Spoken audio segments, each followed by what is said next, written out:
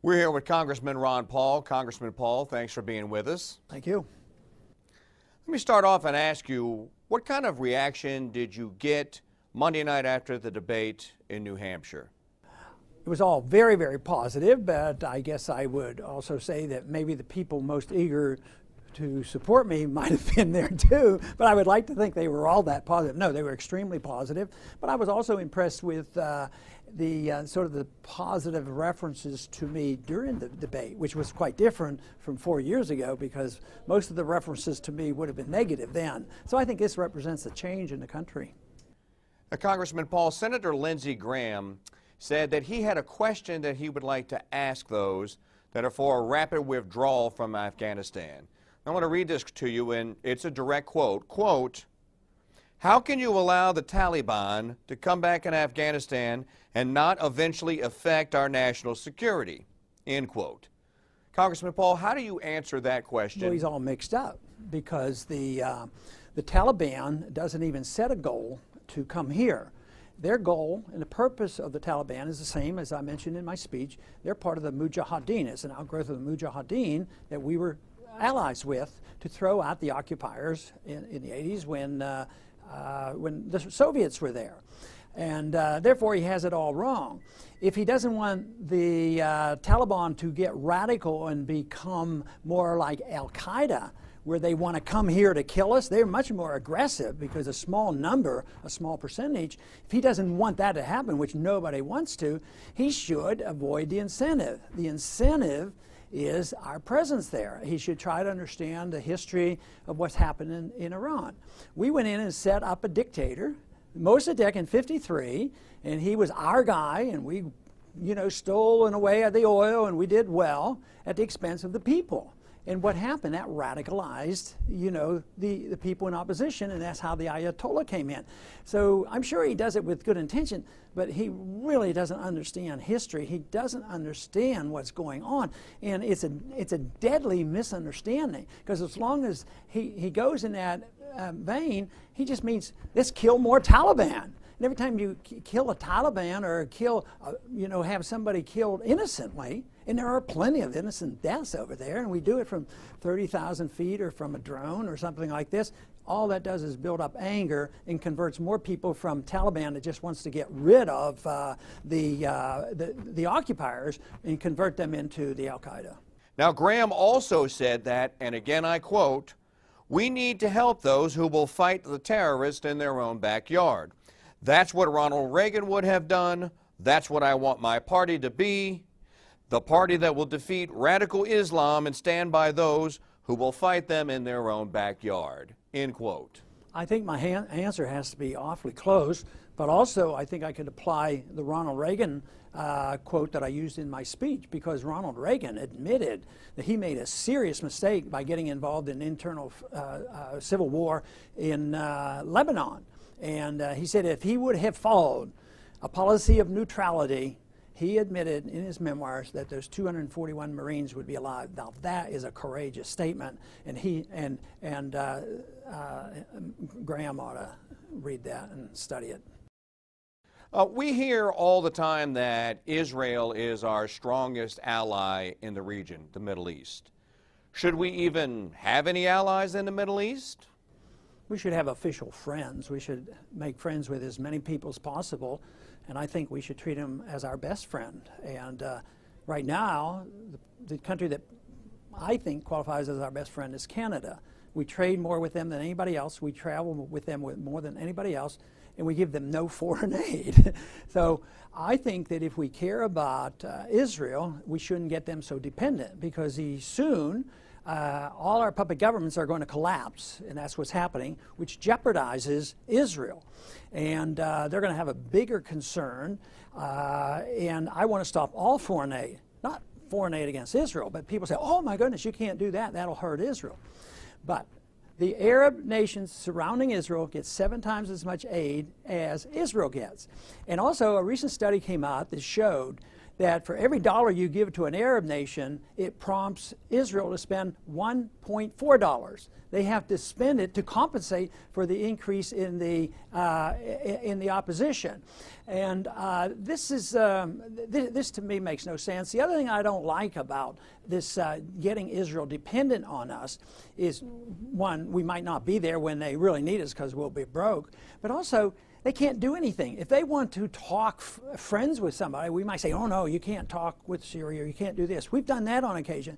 But also, when they decide that they want to do something with their borders, like just recently when Obama suggested to them what they ought to do with the Palestinian, I mean, even my own sympathies are irrelevant if you have a non-interventionist foreign policy. As far as Israel goes, I defend their right to do what they need to do for their own security, and they shouldn't give up their sovereignty to us. If they depend on our money and our troops, they're sacrificing more than they need to sacrifice.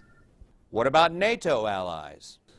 Well, people say we have to be there to support our NATO allies. I think we should be supporting the American taxpayer and the American people and our sovereignty and our well-being. So I sort of liked what I took the advice that Robert Taft gave when they were setting up NATO. He says, don't get in it. It's going to bog us down and lead to us fighting fights that we shouldn't be fighting. And that's exactly what happened. So we shouldn't be taking orders from NATO. I mean, whether it's in Bosnia or whether it's in Libya, and taken out of the hands and controls of the U.S. government, the U.S. Congress, and the U.S. taxpayer.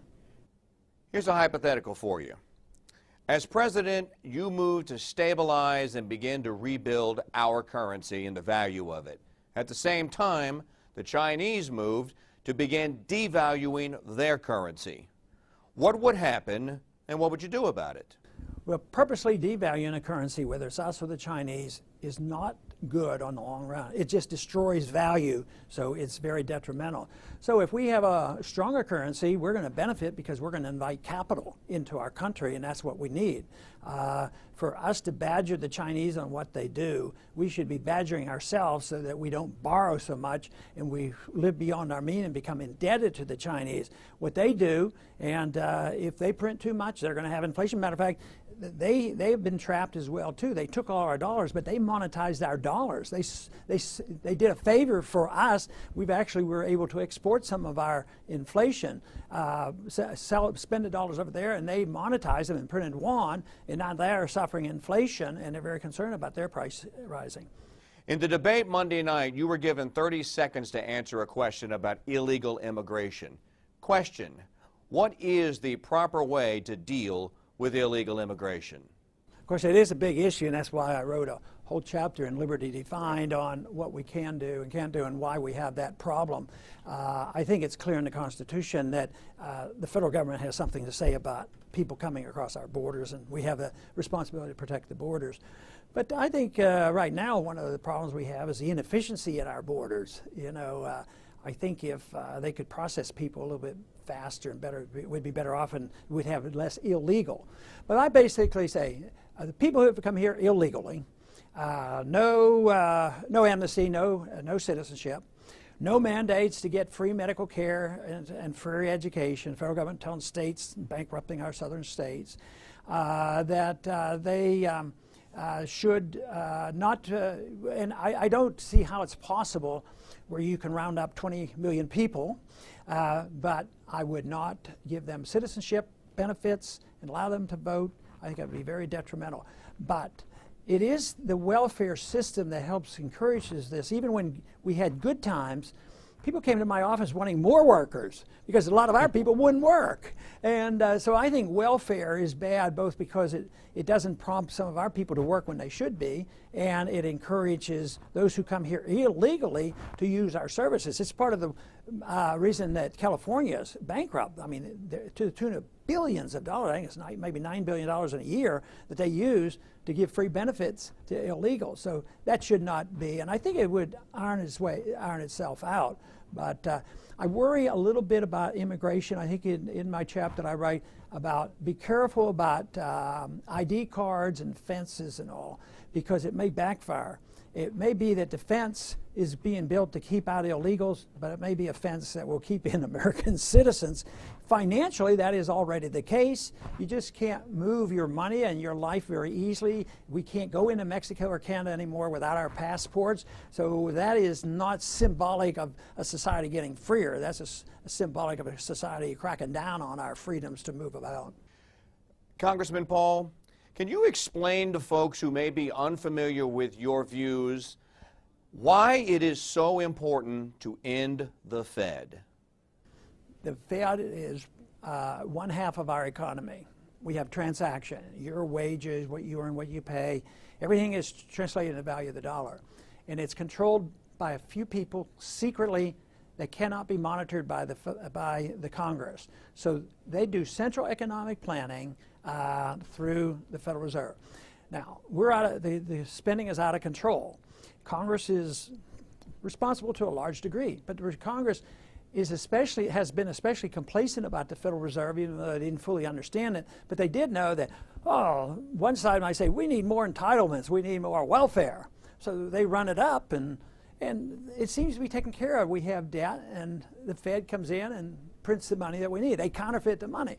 And then another group will say, yes, it's risky business, but we need these 5 wars to go on. We need to be all over the place. So how are you going to pay for it? Well, we'll print up the money. So it encourages big government. It undermines our liberty. It creates the financial bubbles. It creates the boom times, but it creates the depression and the recessions too. And it's because it's bad economics, it's also very unconstitutional too. There's no authority in the Constitution to have paper money printed by a secret group of people, and it refutes the part of the Constitution that said only gold and silver should be legal tender. Simple yes or no question coming up. Should the federal government end its war on drugs? Sure, absolutely yes. Some folks may say, why? We've spent over $1 trillion in the last 40 years on the war on drugs, and there are more people using drugs now than ever before. One of the most deadly drugs that we have today is alcohol. It kills more people than all the rest put together. More people die from the war on drugs and the fights going on, and that's why we have these border wars going on, than they do from the drugs. Yes, there's probably about 3,000 people die from illegal drugs a year, but probably 20,000 get killed in the war, in the war on drugs. And it's used as an excuse to undermine our freedoms. Breaking into your house without a search warrant with guns blazing into the wrong houses and killing people? Nah, no way. And I believe in personal responsibility. I happen to abhor the use of drugs, and I'm very cautious about prescription drugs too. I think they're very, very bad, and of course taught my children and grandchildren how dangerous they are. But that doesn't mean that I think that the solution comes from government. But it's $1 trillion of expense that it was unnecessary, and it's actually a lot worse than the tragedies of the 1920s when alcohol was illegal, but they still drank a lot of alcohol, a lot of bad alcohol, and people died from the bad alcohol. So the prohibitionists are just authoritarians and do-gooders that get emotional about it, and they don't realize what they have done, how much harm they have done. Follow-up question. Can you end it if elected president? You could change it. You can't end it. You could maybe challenge some of the laws in court, but you don't have to arrest people in California that are using marijuana, even though California has legalized it, especially for medical reasons. And we could, you could argue the case that that we're not going to supersede. Constitutionally, we don't want to supersede state laws. But of course, the consensus now in Washington, everybody wants more power in the executive in Washington. They say all federal laws supersede state laws. Well, I happen to be very sympathetic to nullification. And actually, what's happening in California, how many millions of people smoke marijuana? They've already nullified some of these laws. So why are they still pretending? Every once in a while, you'll still hear cases of people being, arrested by the federal government. And I didn't mention in my talk, but they actually arrest people for drinking raw milk too. You know, the Mennonites, or somebody was arrested. Oh, if we're going to get you, you're not allowed to have that much freedom of choice. You know, no danger. So it's the principle of freedom of choice, and I frequently like to tie that into freedom of choice on use of your First Amendment. You don't prohibit people from speaking just because they might say something controversial. Now, there's a lot of young people that follow your campaign, and some of them are your most ardent fans and supporters. Here's a question. What would you say to them about the current situation of federally financed and federally guaranteed student loans, grants, and what have you? Well, nationalizing won't hurt. I think we should phase it out. I think those loans ought to be paid off when they can, but we should stop promoting that. Then there's the big question today whether $100,000 is a good investment you get out of college, and some people are saying it's not really helping us. So they're investing in some very poor education. So when I went to college and medical school, you know, I always had a job on the side. Always had my wife have a job on the side too. So that way, you know, you paid your way. But it wasn't that expensive. Today, because of the inflation, plus because the government pushes money into these areas, like whether it's medicine or education, it doesn't increase quality, it increases prices. So you have to change all that. But nationalizing it isn't a good idea, but winding that program down where the guarantee, it should be market oriented. Once it's guaranteed, a bank is more likely to give a guaranteed loan to a student than he is to invest in a small company wanting to produce some jobs. At the debate in New Hampshire, some frivolous and silly questions were asked of the candidates. Really didn't have any impact on what you would do or what you thought you would do as President of the United States. But I thought that we may try this exercise, and so I wrote a couple of questions that I think actually are relevant and would have something to do with you discharging your duties as President of the United States. I call it Rapid Fire with Ron Paul. Are you ready? We'll try. Your favorite metal for coins, gold or silver? Gold. Von Hayek or Mises? Mises. Adams or Jefferson? Jefferson. I like Sam Adams too, but Barry Goldwater in 1964 or Ronald Reagan in 1980? Goldwater. And finally, after your election as president, when you speak to the nation, will you use handwritten notes or the teleprompter? Probably both. And sometimes spontaneously. Final question for you, Congressman Paul. What is the most important role a president plays in our constitutional system? Setting the standard and the tone of how a free society works, to convince people that people can take better care of themselves than government, and they need to get off this addiction to government caring for them from cradle to grave, and I think that would solve most of our problems. Congressman Paul, I want to thank you for taking some time out to sit down with us and answer questions. We really appreciate it. Wish you best of luck in your campaign, and God bless, my friend. Thank you. Thank you.